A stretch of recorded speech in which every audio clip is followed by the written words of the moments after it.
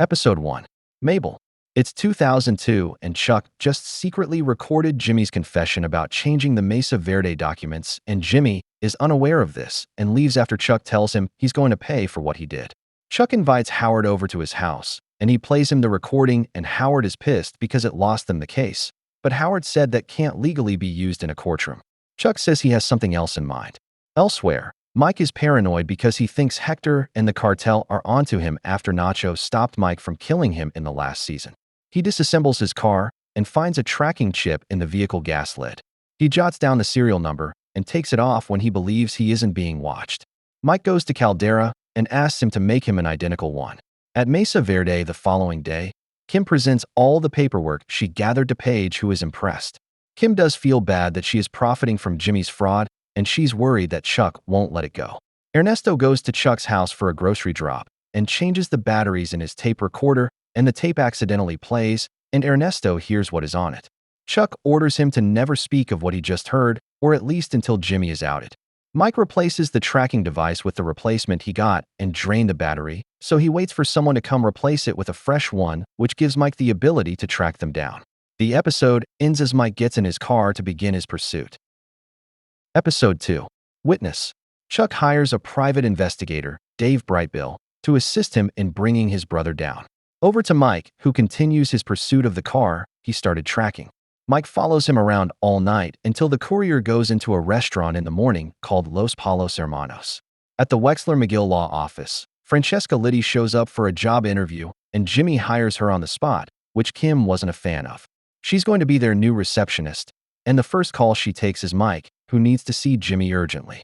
When they meet, Mike asks Jimmy if he can go inside Los Palos and survey what is going on in there, because someone from there is tracking him. While inside, Jimmy watches the courier for a bit, but then the store manager, Gustavo Fring, asks Jimmy if he needs any help, and the courier leaves.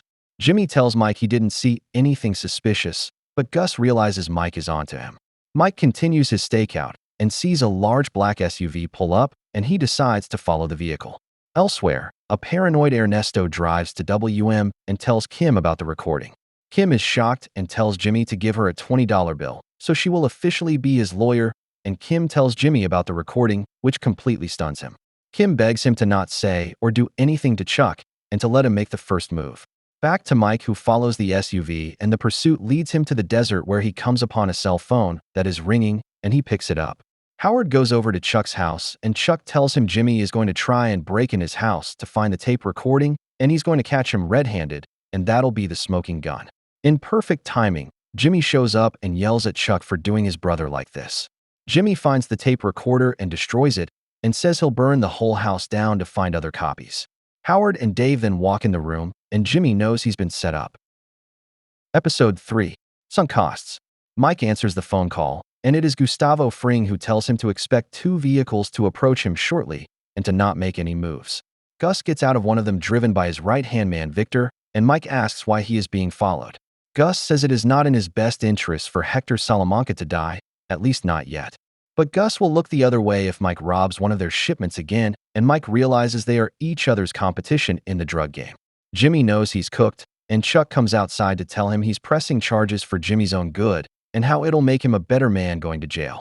Jimmy is then arrested, booked, and spends the night in jail. Ernesto tells Kim Jimmy has been arrested and he's been fired. During Jimmy's arraignment, he pleads not guilty, and when Kim shows up to be his lawyer, he denies her and says he will represent himself. He is then released on bond and tells Kim he will clean up his own mess. In Mexico, Mike gets a sample of Gus's cocaine, and he plans to plant it in one of Hector's trucks and get caught when it crosses the border. The plan works, and the drivers are arrested.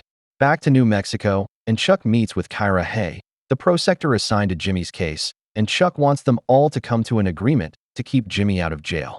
Hay meets with Jimmy and says they will offer him a pre-prosecution diversion program to serve no time, but he cannot practice law anymore. Not knowing what to do, he talks with Kim and finally agrees to let her help him through this and win the case. Episode 4. Sabrosito.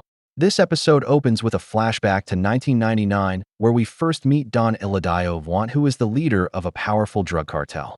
Both of Hector and Gus report to him as they work for him, and when Don Iladio tells Hector, Gus is much more professional. This irritates Hector immensely. Back in 2002, Hector is not enthused about losing one of his supply lines because their truck got stopped by Border Patrol. He and Nacho go to Los Palos because they believe this was Gus's doing, and they go talk in Gus's office. Hector demands they get to use Gus's supply line now that he doesn't have one, and Gus seems to agree, and this was all a part of his plan. The following day, Gus addresses all of his employees who were kind of scared when Hector and his henchmen came in the day prior. But Gus assures them all they are in a safe employment environment and it won't happen again. Jimmy uses Mike to disguise himself as a repairman to fix Chuck's door, but he really just wanted to get inside to take pictures of the house and show how crazy Chuck is so they can use that in court. Later that night, Gus visits Mike and tries to give him the payment for what he did to Hector's delivery, but Mike says they're all square. Gus offers Mike a full-time job, and Mike says he will think about it. On Gus's way out, he tells Mike that he's glad that he didn't dome-shot Hector that day in the desert because that would be too humane for a despicable human being like Hector, obviously insinuating he despises Hector. Jimmy, Chuck, Kim, and Howard meet with Kyra Hay to discuss the PPD they offered to Jimmy, and Jimmy even apologizes to Chuck for what he did, but Chuck isn't buying it. After they leave, Kim says to Jimmy, "Bingo." Episode 5. Chicanery. A flashback to 2001 shows Chuck right when his illness started happening and his wife left his because she thought he was losing his mind and wanted no part of that. Back in 2002, Kim meets with Paige and Kevin and assures them that the accusations Chuck is making are false, and they believe her and tell her they want to be with Kim for their case. Chuck and Howard head to the courtroom before Jimmy's hearing with the New Mexico Bar Association, and Howard is reluctant to have Chuck testify, but Chuck vehemently wants to. Howard is worried about the reputation of HHM being tarnished if something were to happen while Chuck is on the stand. The hearing starts and Howard is first to take the stand, and he tells the court what happened when Jimmy broke into the house, and Kim paints the picture that this is a feud between brothers, nothing about their active law offices. The following day, the confession tape is played for the committee, and then the room is cleared of all electronics, so Chuck can come in and testify. Jimmy claims he left his cell phone in the car. On Chuck's way in, he is bumped by a man named Huel Babineau. Chuck then takes the stand and starts his testimony about his brother and what he did to him. Then out of nowhere, Chuck's ex-wife, Rebecca, walks into the courtroom and Chuck is stunned and thinks this was Jimmy's doing. Jimmy then cross-examines Chuck and he paints the picture that Chuck isn't in the best headspace right now and how his condition affects his life. Jimmy asks Chuck how close an electronics device needs to be to interfere with his body, and Chuck says the same room.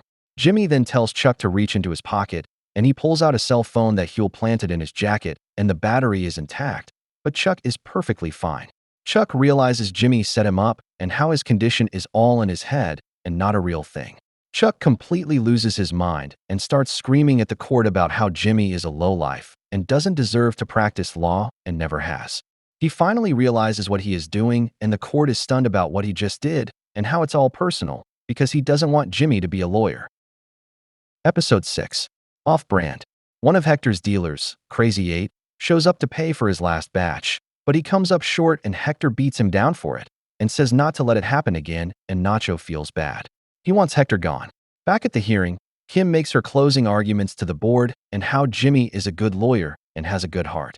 They rule not to disbar him, but his law license will be suspended for a year. When Rebecca asks Jimmy to go check on Chuck at his house, he says Chuck isn't his problem anymore, and she scoffs at him. Howard goes over to Chuck's house and sees how he is doing, and they share a glass of scotch. Howard tells him to just move on and forget about Jimmy, and Chuck agrees. Meanwhile, Kim thinks they should shut down their law office because Jimmy won't have money for a year, but he assures he will find a way to pay his half and to keep it open. He then goes looking for opportunities to make money for the next year.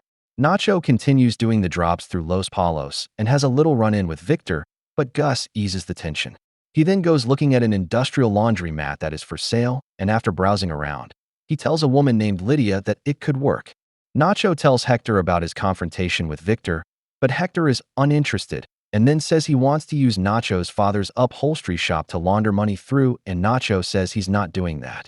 This triggers a little heart episode in Hector, but he takes his medicine and recovers quickly. He dropped a pill, and Nacho picks it up on the floor and conceals it. At Kim's place, Jimmy tells Kim he's going to try and start a commercial business where he shoots ads for small businesses. He shows her a tacky commercial of him wearing a disguise and using the pseudonym Saul Goodman. Kim says that Saul has a lot of energy, and Jimmy agrees. Episode 7. Expenses. Jimmy starts his little commercial business and uses the name Saul Goodman Productions whenever he answers his phone.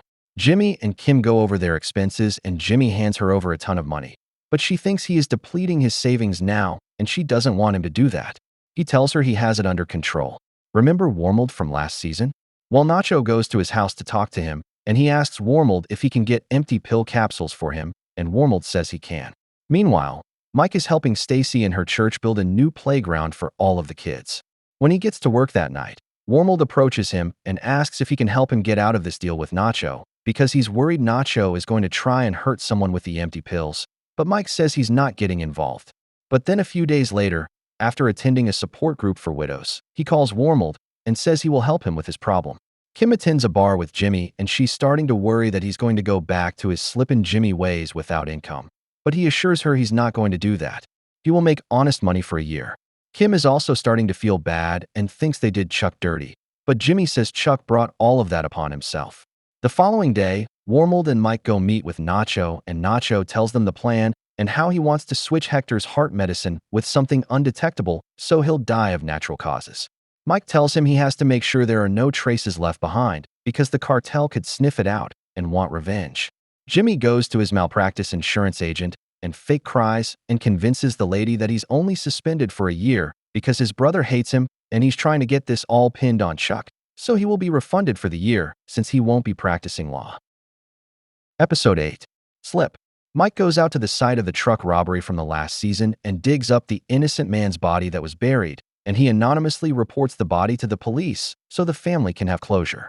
Chuck starts visiting with Dr. Cruz because he really wants to get better and he realizes his whole condition is in his head and Jimmy proved that in court. He wants to be normal again. Kim goes to lunch with Kevin and Paige and Howard shows up as well and makes some snotty remarks at Kim and she tells him this isn't between them, it's Chuck and Jimmy. Howard says the results of the trial sure are affecting him because clients think his partner is a whack job now and the business is failing. That night, Nacho goes into his father's shop and crushes up ibuprofen tablets into a fine powder which he puts in the empty capsules. He also practices throwing the pill bottle into a coat pocket which he will have to do in real time to not get caught.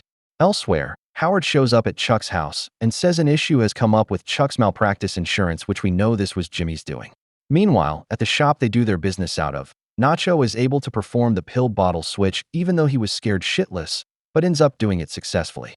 The following day, Jimmy is doing his community service and believes that one of the other guys there is a drug dealer, and Jimmy says he can get some hours knocked off the guy's time, but it will cost him $700, and the man agrees. Jimmy then claims he's injured and being unfairly treated, and the supervisor lets him rest and lets the other guy leave. Elsewhere, Mike checks out the money he got from the truck robbery in the last season, and he knows he can't use that money since it is all dirty, and he goes to Gus and asks him if he can help him clean it. Gus says they can do it, but can't let anyone know or else Hector will know they're working together. Episode 9. Fall. Jimmy visits Sandpiper Crossing and catches up with Irene Landry, and he asks about the settlement, and she says it's a ways from being finished, her lawyer told her. Jimmy looks at the contract and he realizes he stands to gain over $1 million when the settlement is finished, so he urges Irene to try and get it resolved quickly. Mike goes to Houston, Texas and meets with Lydia, the chick from earlier, and she offers Mike a job at her electromotive corporate office, and that's how he will get his money cleaned. He will receive a legit paycheck every week, but it's really the money that is being cleaned through the business, and he doesn't even have to work. Mike takes the deal. At HHM, Chuck and Howard meet with 2 reps from the insurance group, and they either have to double their premiums or Chuck must have co-counsel on every case he takes, which Chuck is not a fan of. Chuck says no, and when they leave, Howard tells Chuck that he isn't good for the company, and the two can't be partners anymore. When Howard gets to the parking lot, Jimmy tells him to resolve the Sandpiper case quickly, but Howard says it's not ready to be done. Hector and Gus meet at a remote location, and Hector is upset when Don Eladio calls and says Hector will continue to use Gus's route, which Hector hates because it's like Gus is his boss in a way. His heart acts up and he takes a pill from his bottle, but nothing happens. Nacho is shocked and tells his dad about how Hector is going to try and take over his shop, but his dad says it isn't happening and tells Nacho to leave. The following day, Howard thinks Chuck is going to resign, but when he reads the letter, it's Chuck suing HHM for breach of contract. Jimmy cons Irene into accepting the settlement offer, and he goes to Wexler McGill to celebrate. but Kim is too busy working with a new client. She heads to meet him, but falls asleep while driving and crashes. Episode 10. Lantern. Season finale. Kim is taken to the hospital, and she is fine for the most part, but has her arm put into a cast. She leaves with Jimmy, and they go check out the crash site to pick up any Gatwood oil documents, her new client. At HHM, Chuck goes to confront Howard, and Chuck wants to come to an agreement because an internal lawsuit would destroy the company. Howard hands Chuck a check for $3 million paid out of his own pocket, and it's the first payment of 3. He will receive his full $17 million to leave the company with no lawsuit. Chuck leaves the building to applause. Hector goes with Nacho and Arturo to the upholstery shop, but Manuel, Nacho's father, tells them to leave and they aren't using his business for their illegal activity. Outside, Nacho tells Hector his father will eventually come around and begs him not to hurt his family. With the accident Kim had, Jimmy realizes the people he loves aren't guaranteed, and he goes over to Chuck's house in hopes of amending fences, and he finds Chuck using electricity in his house again, and Jimmy is proud. Chuck doesn't share the sentiment, and he tells Jimmy he's never really mattered to him, and he doesn't love him and never will. Jimmy leaves heartbroken. A few hours later, Chuck has a relapse and destroys his house meter with a bat to turn off the electricity. Elsewhere, Gus and Hector's 2 gangs all meet, and Hector is tired of using Gus's routes, and he becomes enraged and has more chest pains. He takes a pill, but it has no effect, and he collapses to the ground.